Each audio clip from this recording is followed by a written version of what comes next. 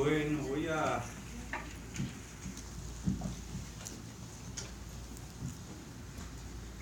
ver si me acuerdo de mis clases de paleografía, para ver si puedo descifrar estas palabras. Qué Bueno, malo. parte tiene que ver también con el uso del lenguaje escrito a través de la computadora. Hemos ido perdiendo habilidades, destrezas, competencias. Entonces, pues ya casi no escribimos a mano, ya siempre nos referimos a los teclados. Bueno, dice: ante el fracaso de las políticas económicas y de la democracia, no es útil el miedo y la violencia para justificar la existencia del gobierno y sus políticas actuales, ya que sin el gobierno se estaría peor. Bueno, pues digamos lo que se cuestiona es la ausencia del Estado como gestionador de riesgos. Hay una realidad inevitable, una realidad que no podemos soslayar, y sobre todo cuando trabajamos directamente con las comunidades o en las áreas de formación de violencia, y donde, bueno, se traduce de una manera muy gráfica esta sensación de zozobra que tiene la gente, la sensación de miedo. Probablemente, digamos, no lo advirtamos, o quizás lo reconocemos cuando llegamos a nuestra casa hoy en día y advertimos de que el vecino ha puesto un sistema de barras o de alambres de púas, de varillas de cemento. ¿Por qué? Porque la idea es justamente proteger teóricamente el lugar donde nos sentimos más protegidos, que es el hogar, la casa. Entonces, el miedo es tal que buscamos protegernos, buscamos escondernos, refugiarnos. De ahí, digamos, esta arquitectura de empalizada, o sea, planteamos líneas de defensa frente a ese enemigo que está oculto en la oscuridad. Y eso lo hace el ciudadano común y corriente por la sencilla razón de que el Estado no le garantiza absolutamente nada. Por eso se organizan comités de vigilantes. Y efectivamente, si uno camina por un lugar en horas no adecuadas, puede ser acusado de ser portador de cara sospechosa, ¿no? ¿Quién será ese sujeto? Investigador del INACITE no ha de ser, ¿no? ¿Quién sabe? Pues sí, ¿no? La ciudad, como diría Bir, es un lugar denso, grande y heterogéneo. Nosotros no sabemos quién es el vecino, no lo conocemos. Entonces, en presencia de eso que Lévi-Strauss llamaba sociedades calientes, pues bueno, necesitamos defendernos. Entonces, claro, hay una sensación de miedo. Entonces, eliminamos la posibilidad de salir a la calle en horas de la noche. Decía Rosana Reguillo, es que hemos tenido que crear manuales de sobrevivencia urbana. Entonces ya calculamos el regreso. Nos dice la gente, bueno, frente a la posibilidad de que mi hijo salga a comprar marihuana con un dealer, pues he optado por dejarle que siembre sus plantas en la maceta de la casa. Ahí puede tener 3, 4, 5 plantas, y siguiendo los mecanismos de la agricultura urbana, los sistemas hidropónicos, puede cultivar 5 plantas y puede cosechar su propia marihuana. La más estigmatizada de las drogas, porque el miedo tiene que ver con eso también, ¿no? El miedo al consumo de drogas, al consumo de cosas que podemos plantar en el jardín de nuestras casas. Entonces, claro, el miedo tiene que ver también con el fracaso del Estado como fuerza garante del bienestar. Eso dice la Constitución, ¿no? Se garantizará la seguridad, el bienestar de los mexicanos, pero el problema es que esto no es real. O sea, el hombre de la calle no lo siente de esa manera. Entonces, claro, de que hay que perseguir el narcotráfico, pues hay que perseguirlo, ¿no? Mientras no se tomen, digamos, medidas que puedan garantizar que el Estado justamente se ponga a cargo a través de políticas regulatorias como se han hecho en Uruguay. Resta esperar a ver cuáles los resultados de la experiencia en Uruguay, donde el Estado asume la producción, la distribución y el consumo de la marihuana. Entonces, claro, se cuestiona la presencia del ejército en la persecución al narcotráfico, pero igual, como comentan algunos autores, dicen, bueno, pero entonces, ¿cómo hacemos? ¿Cómo garantizar cuotas mínimas de seguridad, ¿no? Yo acabo de hacer un recorrido por Colombia. Hacía años que no viajaba por tierra. ¿Por qué? Por justamente la dificultad de viajar, ¿no? Porque o eras detenido por la guerrilla, o eras detenido por los paramilitares, o por los narcos, ¿no? Las famosas pescas milagrosas. Entonces, pero no, ahora, claro, el costo de la militarización, porque hay una reacción ciudadana, tiene miedo y entonces exigen mano dura frente a los delincuentes. Entonces, claro, la política de seguridad democrática de Álvaro Uribe, a un altísimo costo social, llenó el país de militares, y entonces la gente pues volvió a salir a la calle y a hacer recorridos por tierra, ¿no? Pero repito, es una cuestión difícil. La raíz de esto que tiene que ver con el carácter prohibido de una mercancía, porque finalmente es eso, la cocaína, la mítica caspa del diablo es eso, es una mercancía como cualquier otra. Bueno, dice la segunda pregunta, dice, uno de los mayores miedos debería ser la pérdida de la capacidad de sorpresa, dando paso a la indiferencia de la problemática social. Bueno, sí, la pérdida de capacidad de sorpresa, pues sí, es lo que dice Marzano. Hemos avanzado a una sociedad de la indiferencia.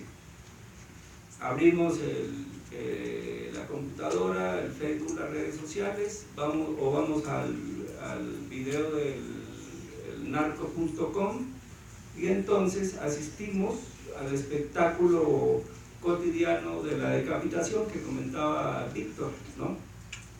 Y entonces vemos a los sujetos, vemos la cabeza y vemos el cuchillo cuando golpea contra la tráquea, y repetimos, que queremos oír el sonido del cuchillo, ¿no? Y entonces, pues ya eso forma parte de procesos de masoquismo social, no sé cómo llamarle, porque el caso es que hay gente que disfruta de eso. Hay estudiantes que han trabajado conmigo que dicen, no, profesor, yo en eso no me meto porque a mí me da miedo. Yo veo eso de la decapitación y me pongo a llorar. Bueno, pues sí, está bien, entonces dedíquese a otra cosa, ¿no? Pero, pues eso es lo que vemos, ¿no?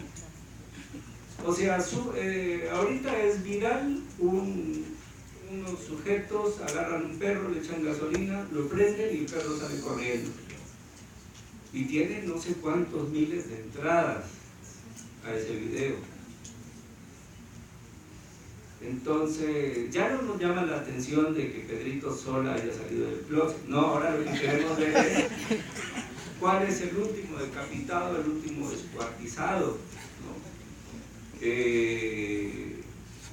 Cuando ahorcaron a la famosa pelirroja en Guadalajara, colgaron de un puente, pues bueno, también miles de entradas.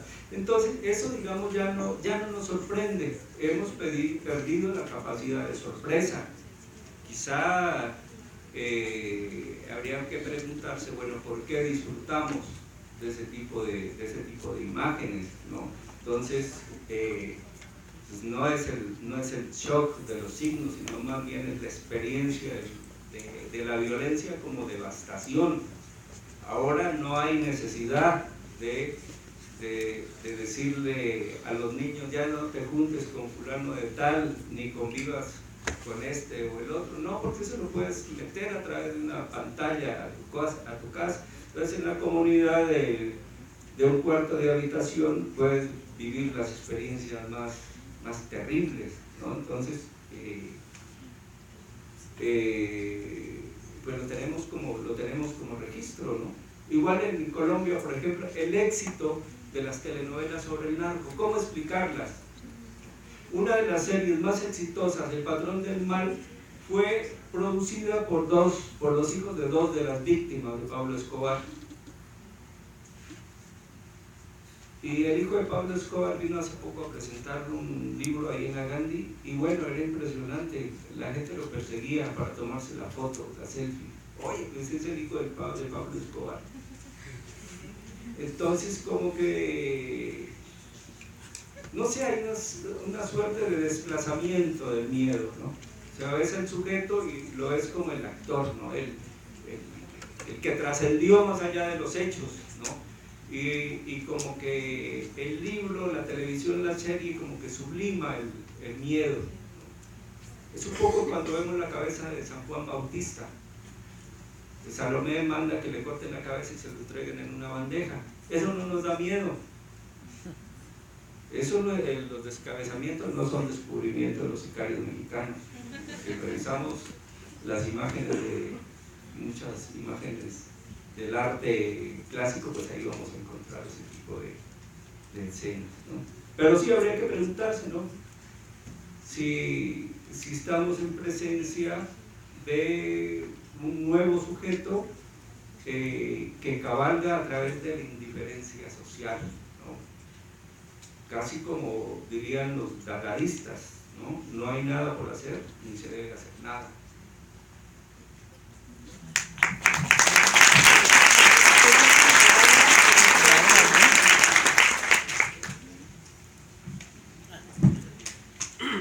Gracias.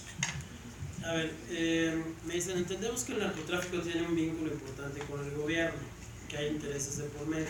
Entonces, ¿en dónde radica nuestra línea de acción como comunidad para defender ese derecho? No solo con el gobierno, sino de manera mucho más importante con el Estado, ¿no? Yo creo que lo que tenemos, perdón, con el mercado. Lo que tenemos que entender es que todos estos fenómenos son fenómenos de mercado, ¿no? Y que las acciones que se tomen para limitar uno de estos mercados van a tener repercusiones en la manera en la que se retroalimenta a otros mercados. La legalización de drogas, que es también una pregunta que queremos contestar entre los dos, va a tener efectos. La legalización de la marihuana va a tener efectos, desde luego, pero no va a terminar con el fenómeno, ¿no? El fenómeno se va a desplazar. En mi opinión, ahí el tema está en que hay que actuar de múltiples maneras, ¿no? Una primera cosa importante es entender que el fenómeno no se va a terminar, como no se ha terminado nunca, ¿no? El delito en general. El delito está presente en la vida de las personas. En la modernidad hemos decidido significarlo de una cierta manera y combatirlo de una cierta manera, y ahí va a estar presente. Nunca vamos a acabar con el delito.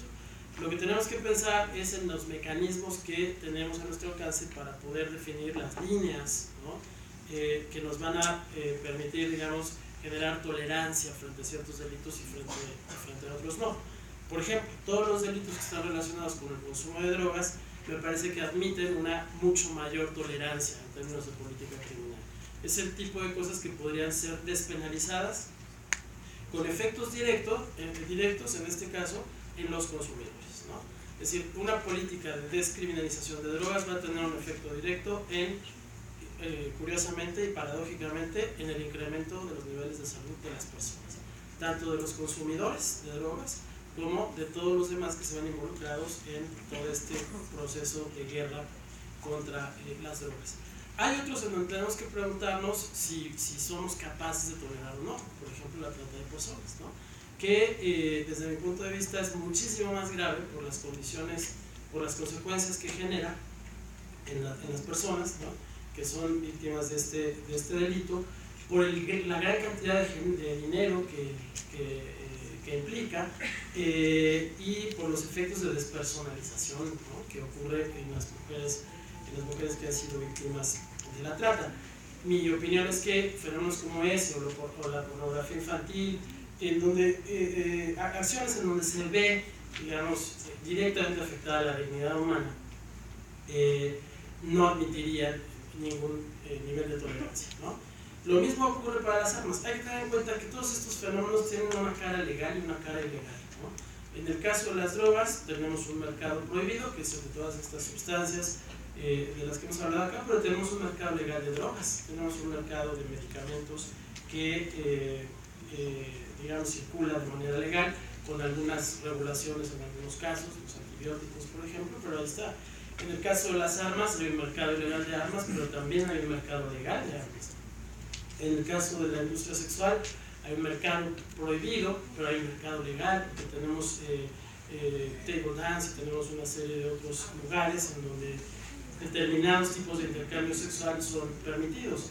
Entonces, mi opinión, por una parte, como política criminal, lo que tiene que hacerse es entender que todos estos fenómenos tienen una dinámica de mercado y desde esa posición decidir cuáles deben autorregularse desde el propio consumidor, ¿no?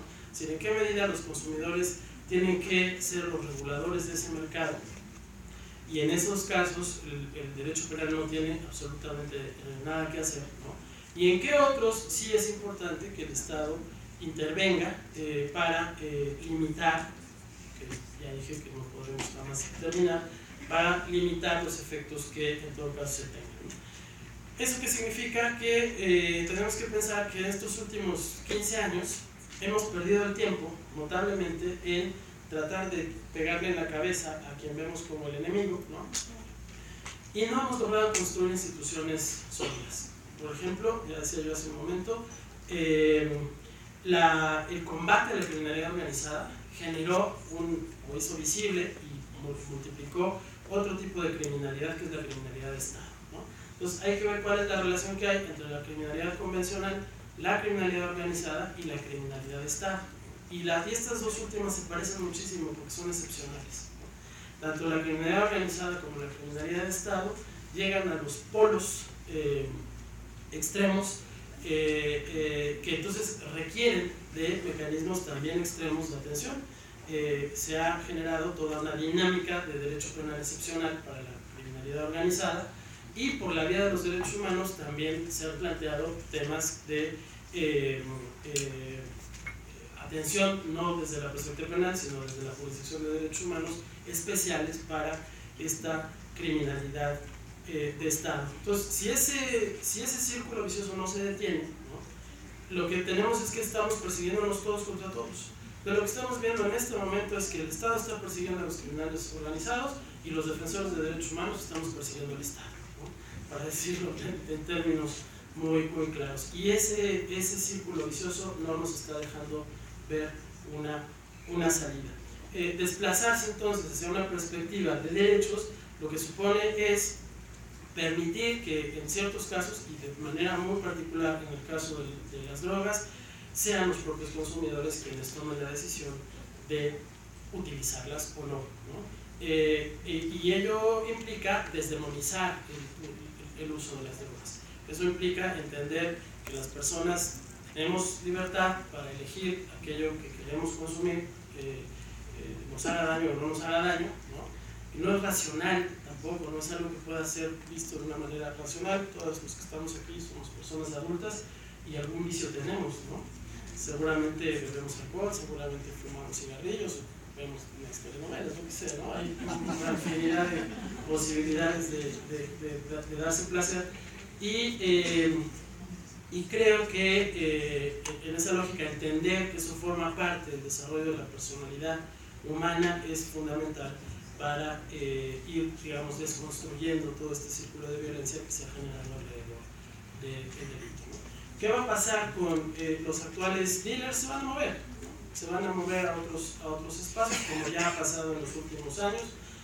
Quienes vendían marihuana pues dejarán de hacerlo y se dedicarán a la venta de otras drogas. Ojalá lleváramos al límite la decisión de la Corte, que me parece muy importante tenerla siempre en consideración, porque esa impactará en algún momento en la despenalización de la marihuana, pero el argumento es el mismo para despenalizar cualquier otra droga que hoy se encuentra prohibida. Muchas gracias.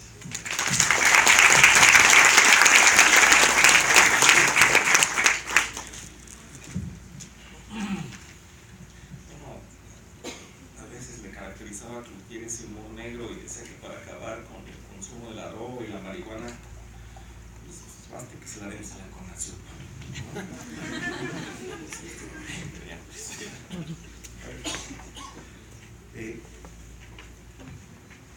Me hablan hasta dónde este estilo de vida de exceso se puede revertir y hasta dónde la teoría del etiquetamiento permite explicar el consumo y la venta de droga. Bueno, sin duda, primero hay que analizar algo mucho más a detalle, ¿no? A mí me incomoda cuando desde la criminología clínica se habla de que el origen del mal es el temperamento, y la prueba está en que los sociólogos están equivocados, porque en un medio social precario, con los indicadores de pobreza, de desigualdad, etc., no todos son criminales. Y si no todos son criminales, pues son unos pocos. Y si somos pocos, expliquen sociólogos por qué los demás. No, pues es por el mal y por el chip que tenemos ahí en la neurociencia. Pero, digamos, estas explicaciones olvidan algo central, que el sujeto está mediado por los grupos, por el medio social, por las instituciones, y está atado a eso. Y que se necesita ver precisamente qué es lo que constituye la humanidad, qué es lo que humaniza al sujeto a través de la palabra, los rituales, las fiestas y las celebraciones. Nuestra sociedad de consumo, efectivamente, que es del tipo de espectáculo y del hiperconsumo, tal vez está haciendo sujetos menos neuróticos y más perversos, vamos a decirlo de esa manera. Sujetos que de alguna manera están viviendo, vamos a decirlo así, la embriaguez directamente de un goce dado estrictamente por el cuerpo más que por el propio deseo. Y entonces se abre un mercado impresionante. Y bajo las leyes del mercado, esas que decía Marx, la concentración y centralización del capital, la ley de la competencia, nada más que aquí está en lo siniestro y en lo real. Yo te elimino, pero te elimino físicamente, ¿no? Porque deja muchísimo dinero todo esto.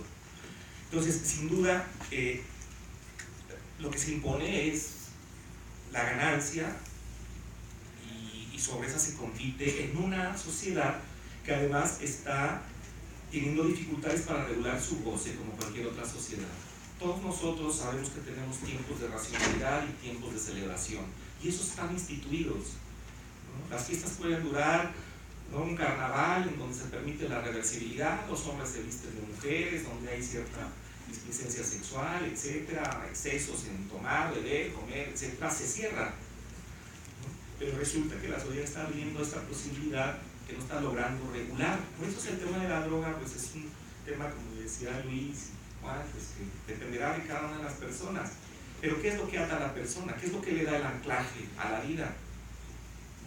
Lo que le da, para que en un momento determinado la gente pueda perfectamente a lo mejor fumar, ¿no?, ir a la escuela, a trabajar o dedicarse a ser artesano o lo que sea, pero cuando la droga se convierte en el anclaje principal, pues el sujeto ahí se queda también atorado, ¿no?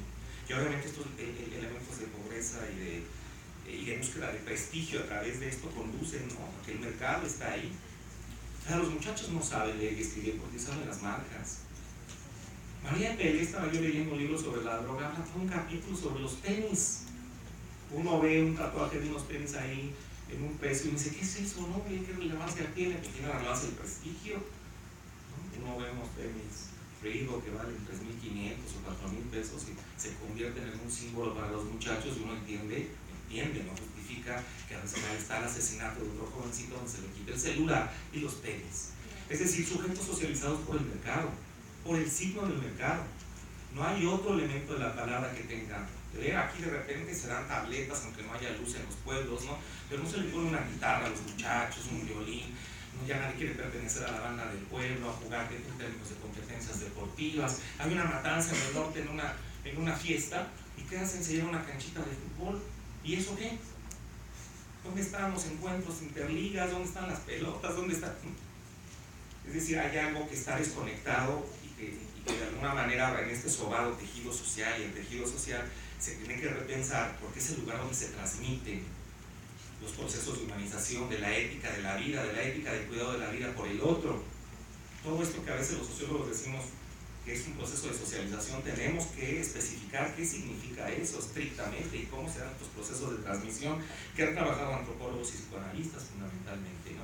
Para permitir ver por qué un sujeto puede ser tan violento, qué violencias ha sufrido, no es porque no lo sean, ¿no? Pues nadie quiere cruzarse en la noche, ¿no? Ahí está el asunto. El tema de las decapitaciones, descuartizamientos, evidentemente tiene un elemento completamente arcaico, es decir, el sujeto ya no va hacia el proceso de civilización, de control pulsional, como decía Norbert Elias, ¿no?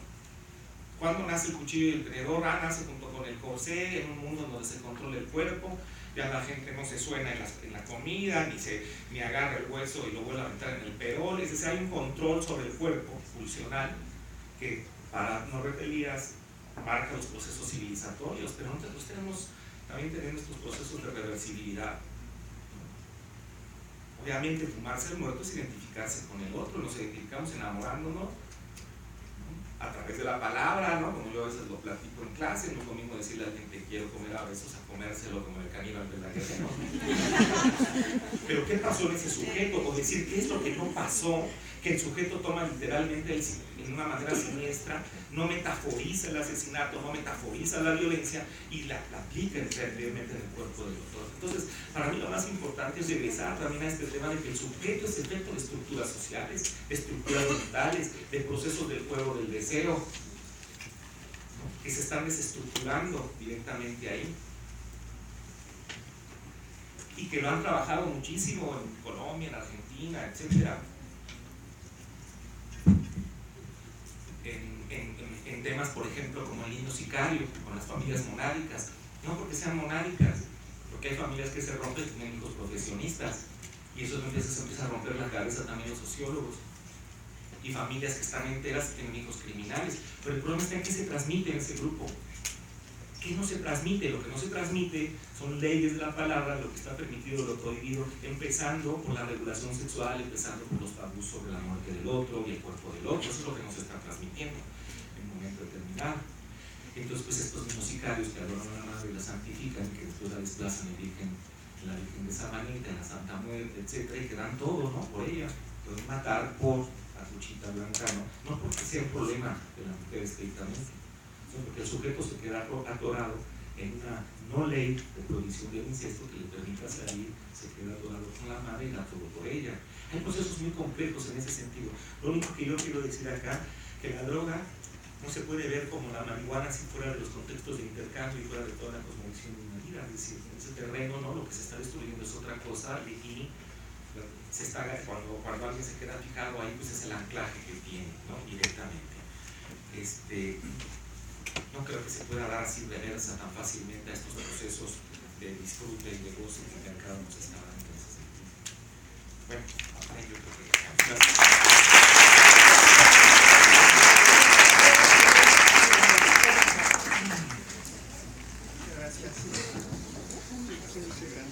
Desde la mesa les vamos a entregar un reconocimiento y un paquete de nuestras publicaciones. Les pedimos por favor a todos